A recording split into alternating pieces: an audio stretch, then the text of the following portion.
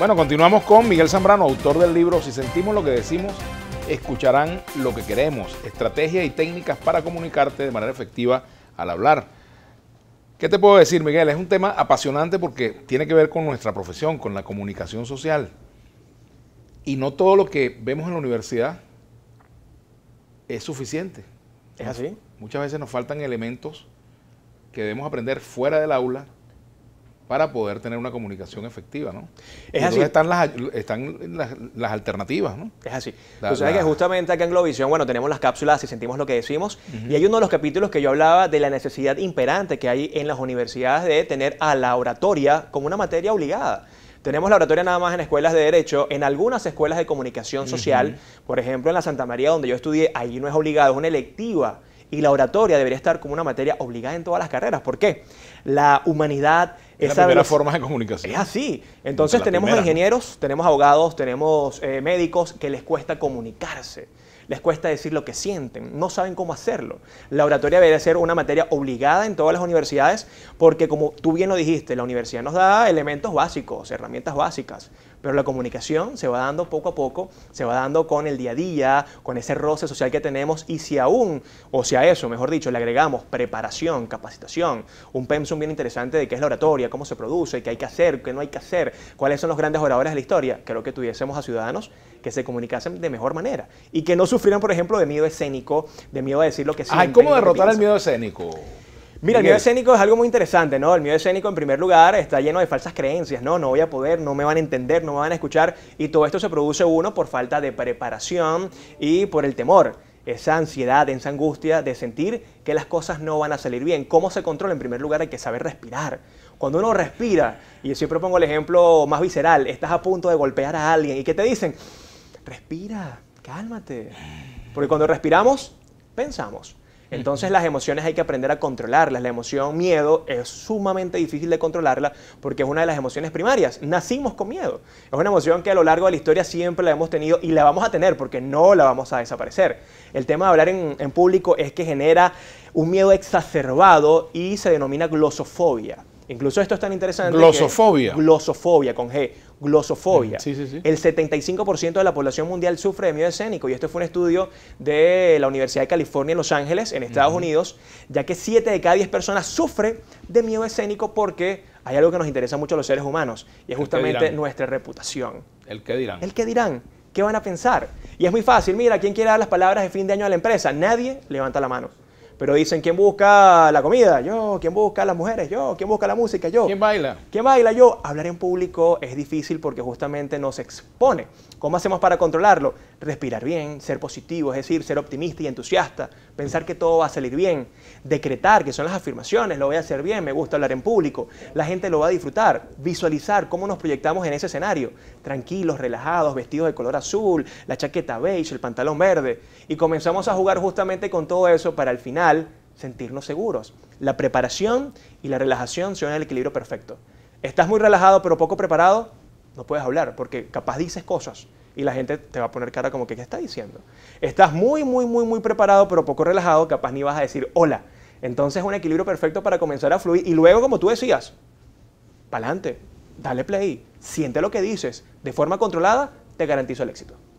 Pero hay una persona que se encuentra frente a la responsabilidad de hablar al público y tiene miedo. Ok. Y de repente le da un ataque de pánico. ¿Cómo lo enfrenta en ese momento? Se congela, bueno, y donde justamente la inteligencia emocional tiene mucho sentido. Mente emocional, mente racional. Si la mente racional genera pensamientos positivos, la mente emocional se va a calmar. Pero si la mente emocional, justamente aquí el miedo escénico, la angustia, la ansiedad, se apodera de nosotros, nos congelamos, gente que se vomita, gente que se marea, gente que le da ganas de ir al baño, ser número 1, número 2, gente que se puede incluso hasta quedar en estado de automatismo, que es cuando la gente habla y habla y habla y adivina qué, no sabe lo que está diciendo. Mira, acabas de insultar al dueño de la empresa. ¿Qué? Yo dije eso. ¿Por qué te desconectas? En ese tipo de ocasiones o situaciones hay que respirar. Me ha pasado un par de veces. Y sobre todo cuando estoy muy molesto, una ocasión muy importante el año pasado, una conferencia, me trataron malísimo, el servicio fue pésimo y yo entré con mucha rabia, con mucha ira a dar mi conferencia. Las ideas se me volaron, siendo un profesional de la comunicación, dando conferencias por toda Venezuela y por Latinoamérica. Y tenía tanta rabia porque la persona del hotel estaba frente a mí, para que veas este escenario. Yo estaba lleno de ira, de rabia, a mí las ideas se me volaron. Yo tuve que poner un video que siempre coloco a los 10 minutos y lo puse a los 2 minutos. Es decir, me comí todo ese tramo de video escénico, sí. La introducción, respiré, visualicé y dije, Miguel, tú no puedes quedar mal porque hay gente que pagó tu entrada. Y automáticamente, a través de la respiración, fui calmando esa emoción y luego seguí hablando. Pero es difícil. Para eso hay que estar preparado y por eso es este libro y por eso las conferencias y los talleres, porque si tú sabes manejar las situaciones, lo vas a poder hacer. Si no, te vas a quedar en el piso y listo, no pasó más nada. El corazón, ¿cuál es el rol del corazón en todo esto? Mira, el corazón es hablar desde lo que somos, la autenticidad, la esencia, es muy importante. Yo a ti te felicito, Vladimir, porque tú eres un tipo muy auténtico.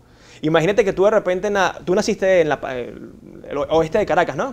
Yo nací en la maternidad Concepción Palacio. Ok, ¿y te creaste? En coche, pero imagínate. Viví primero en el cementerio, en la parte de afuera. Imagínate que tú estés en televisión. Buenas tardes, ¿cómo están, caballeros? Definitivamente hoy, tú no hablas así y tu entorno no habla así. Yo vengo de Mérida, mi familia es de Mérida, de un pueblo llamado Canaguá. Se habla sabroso. ¿Qué he hecho yo en Caracas? Tratar de controlar ciertos vocablos, tratar de controlar tanta efusividad, tanto lenguaje corporal, porque la gente del campo es muy expresiva. Y eso se llama ser auténtico. Cuando la gente habla desde la máscara, cuando habla desde lo que no es cero genuino. Y hay un dicho por ahí que dice que es preferible ser genuinamente antipático que hipócritamente simpático. Y es lo que llama uno en la comunicación querer complacer a los demás. Y eso es ser auténtico. Ahí es donde está la importancia del corazón. Hablar desde lo que sentimos, más no de lo que la gente nos impone o lo que la sociedad nos impone. Otro aspecto tiene que ver con la formación. Ok. O sea, tú vas a hablar de un tema, te toca dar una conferencia. Si no te has preparado bien, tú lo decías hace ratico, pues quizás no te va bien. Es así. Pero ¿cómo hacer para llenar un vacío con la oratoria? ¿Puedes llenar un vacío de conocimiento con la oratoria? Mira, yo siempre... Yo tengo mi opinión porque me han pasado cosas, pero mira, yo siempre... te hacen una pregunta y no conoces del tema, por ejemplo, o crees conocer más de lo que realmente conoces. Buenísimo. Yo escucho siempre en la universidad, todo periodista y creo que cualquier persona debe tener un mar de conocimiento con un dedo de profundidad. Significa cultura general, pero dijiste algo muy interesante. Mira, Miguel, ¿y qué piensas tú acerca de la física cuántica? Yo asumo mi responsabilidad de no saberlo. Mira, yo no puedo hablar de eso porque no conozco el tema. Y no significa que sea un mediocre o ignorante, es que yo no sé, no conozco ese tema, no lo sé tratar. Entonces creo que aquí también va a prevalecer mucho tus valores, porque ahí hay irresponsabilidad. Si a mí me preguntan algo que no sé y hablo, soy un irresponsable. Entonces los valores y la formación tienen que ver mucho con la comunicación. ¿Qué buscas con este libro? Mira, con este libro busco cambiar paradigmas en Venezuela. Busco que la gente se entusiasme de hablar con emoción. Busco que la gente nuevamente retome la lectura y sobre todo deje de pensar que la oratoria es, ahí viene el coco, hay que hablar perfecto. Porque no se trata de hablar perfecto, se trata de conectar. Y justamente a través de este libro doy técnicas y elementos muy sencillos, tips, herramientas, para que la gente se comunique de forma efectiva. ¿Qué es lo que no debe hacer un orador? ¿Qué no debe hacer? Lo que tú dices, mira, lo que nunca debe hacer un orador ante un auditorio. Hablar de más. Ser verborreico. Porque el mensaje debe ser claro, preciso y conciso, pero necesita retórica. Y la retórica es embellecer un discurso. El tema está en que nos acostumbraron a hablar de más. Nos acostumbraron a decir mucha cháchara, a hablar trivialidades, gamelote, y una sociedad como la nuestra hoy en día que tiene tanta relación con Internet, con Google, ves conferencias por YouTube, hablar de más está de más, literalmente. Eso es cierto. Tú sabes que hay un ejercicio bien interesante que es el de tratar de condensar párrafos. Okay. Agarrar párrafos de 10, 12 líneas, que hay gente que escribe párrafos largos, y tratar de llevarlo a 3. Es interesante porque comienzas a sintetizar, a jerarquizar, y ahí quizás comienzas a eliminar las cosas que no tienes por qué decir porque están de más, están sobrando. ¿Es así? Lo difícil es hacerlo mentalmente. Sí. Esto, por cierto, lo hace Chris Anderson, el creador de las conferencias TED. Si las has visto por YouTube, duran 18 minutos. Y todas las conferencias comúnmente duran una hora y cuarto.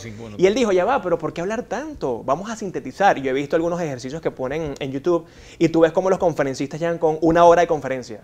Bájalo a 30. No, pero bájalo a 30. Ahora bájalo a 18. Y se dan cuenta que el 18, como decimos en Venezuela, es puro lomito. La sustancia pura. Preciso, concreto, con una gran carga emotiva. Y eso, de una u otra forma, pues enamora y seduce. Ahora fíjate que con el primer orador que nosotros nos encontramos en la vida es con el maestro. Sí. En la primera clase, o sea, cuando uno va a la clase, a una clase, un niño, pues, o incluso, bueno, ya después más adelante, pero el primer contacto con un orador que uno tiene es el maestro. Así es. Esto me imagino que es una herramienta que también le debe servir mucho a los maestros, ¿no? Mira, yo creo que Más allá de las universidades, como te decía en la oratoria, también hay que hacer una reestructuración en los colegios. Yo tengo muchísimos alumnos y sobre todo gente que va a las conferencias que son maestros de escuela y me dicen, Miguel, nos cuesta hablar. Y yo les digo, justamente esa carencia al hablar de forma efectiva es lo que hace que lleguen muchachos, para no decir chamitos, muchachos, adolescentes, y les cuesta hablar, porque es nuestro primer modelo a seguir. Todo lo hacemos por modelaje, aprendemos a hablar por modelaje. Y justamente si tenemos unos profesores que hablan de forma precaria o tienen mala dicción, nosotros vamos a modelar exactamente lo mismo porque sentimos que ellos influyen en nosotros. ¿Cómo derrotar las muletillas? Las muletillas, bueno, en Miguel. primer lugar con una pausa, las pausas. Si yo sé que voy a decir, por ejemplo, mira Vladimir, tú sabes que en vez de decir mira Vladimir, justamente ayer, esa pausa que no suena tan bonita, es una primera herramienta para eliminar las muletillas. Y en segundo lugar, concientizarlas. Saber que si dices mucho bueno, claro que sí, verdad, verdad, eso suena repetitivo, fastidia, abruma a la otra persona y hay que dejarlo a un lado. Entonces es lo que llamamos conciencia activa o audición activa. ¿Sabes que lo dices? Bueno, trata de Aguantarlo. cambiarla o aguántala. Espero que te haya gustado estar aquí. Me Tenemos que encantó despedirnos. muchísimo, Vladimir, de verdad que muchísimas gracias y bueno, espero que les haya servido a todas las personas que nos ven por acá. Si sentimos lo que decimos, escucharán lo que queremos, más allá de una filosofía profesional, es una filosofía de vida, hablar desde el corazón, porque las palabras del corazón, Vladimir, nunca fallan. Muchas gracias, Miguel Zambrano, Gracias a ti. autor de este interesante libro. Si sentimos lo que decimos, escucharán lo que queremos. Y quiero que escuchen que vamos a la pausa y ya regresamos con Álvaro Pérez Catar, comunicador también, conferencista, locutor, tema, cómo emprender tu proyecto de vida. Ya regresamos.